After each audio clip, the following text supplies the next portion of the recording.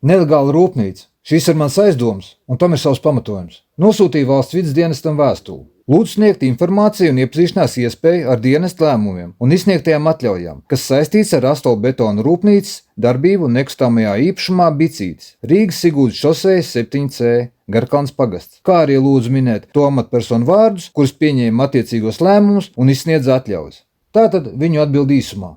Dienas 2011. gadā izsniedz Sijā Leminkainen Latvija B kategorijas piesārņošanas darbības atļauju. Atļauju izsniegt uz visas iekārtas darbības laiku, proti beztermiņu. 2018. gadā no Sijā Leminkainen Latvija uz Sijā IT Infra Latvija un 2020. gadā uz Sijā Via Nova atļauju pāriet mantojumā. Par komunikāciju ar būvvaldi. Ropažu novada būvvaldes vadītāja Laila Kundziņa sadarboties nevēlējās un atrakstījās tīri formāli, paziņojot, ka 2018. gada būvatļaus viņu rīcībā nav, bet ar jaunāku informāciju es varu iepazīties Būvniecības informācijas sistēmā. Paldies par ieteikumu!